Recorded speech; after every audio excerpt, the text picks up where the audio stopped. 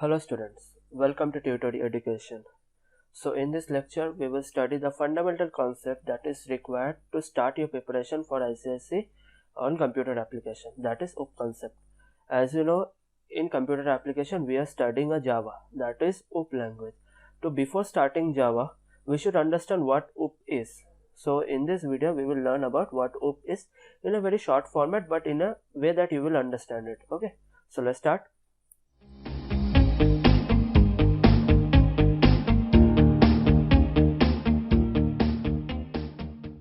So what is OOP? So according to the definition, object-oriented programming is a programming paradigm.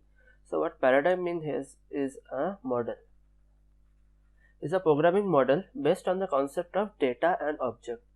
So it is like a modular approach. I will discuss about the modular approach. It is suited for the programs that are large and are complex and are actively manipulated. Actively manipulated means that we are constantly changing the program, like changing the data, changing the functions and all these things. So for that OOP is really good. So let us understand the details of OOPs, but before that we should understand what is procedural oriented programming. That is, so before the concept of OOP was generated, we used to write programs in the form of procedure oriented.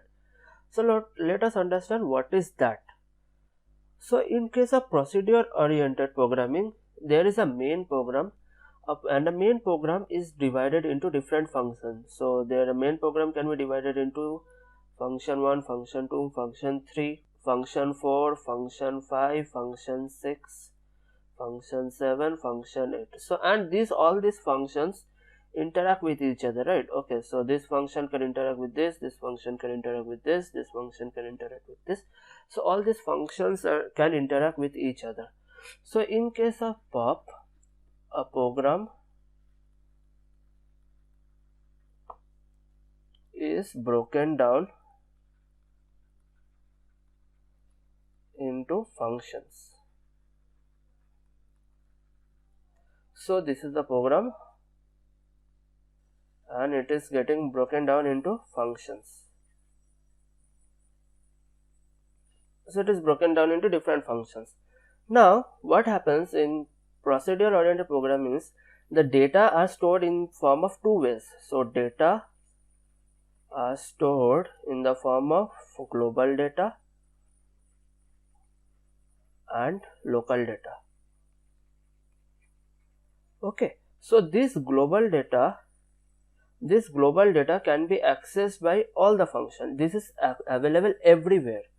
So the data which are present, which are global data, can be accessed by every function.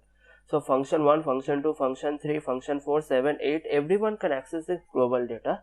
But inside this function there can be some data, like here can be some data, here can be some data, here can be some different data, here can be some different data.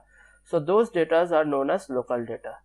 So local data are specific to the function only and global data can be accessed everywhere. So this is how procedure oriented programming approach is made. Okay, so a program is divided into different functions and each functions can share some local data and global data. Okay, now let us understand the concept of OOP.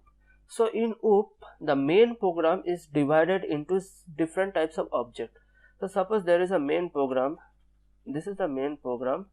So this main program is divided into different objects, object A, object B, object C, and every object has some data and some function. Okay, so object B has some data, object B has some function, object C has some data, object C has some function.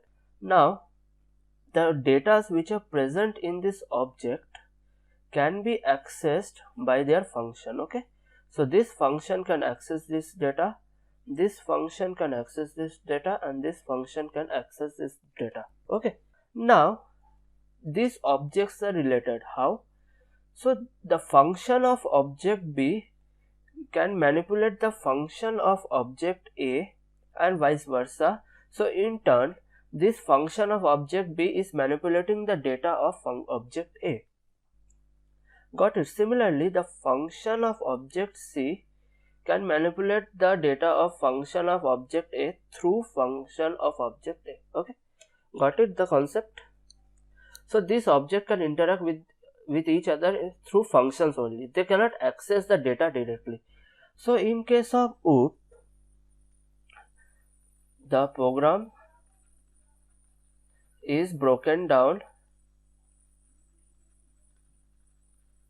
into models, into objects. The object has some data and functions, and the third point is that the object can interact with each other through functions. And fourth point is the data of the object cannot be accessed directly. So this is really important, right? You want to keep your data safe.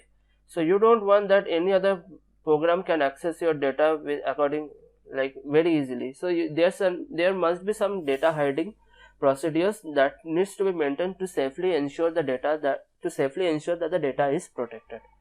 Got it? So this is the difference between OOP and POP. So as you can already see that OOPs provide much bigger advantage.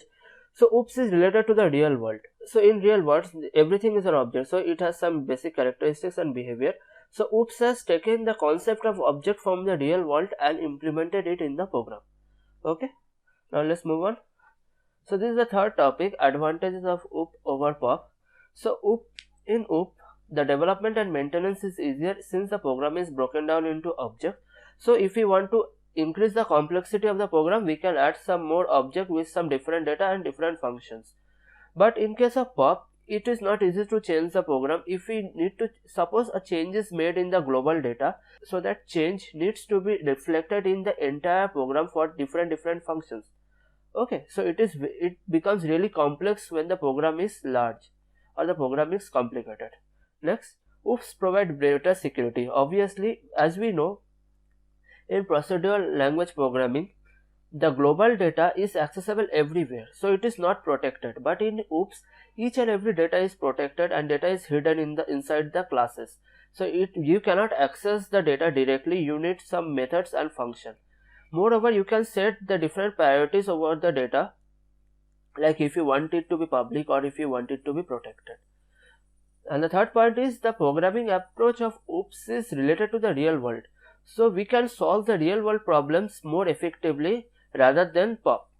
In POP, if we are solving a lengthy problem, it becomes really complex.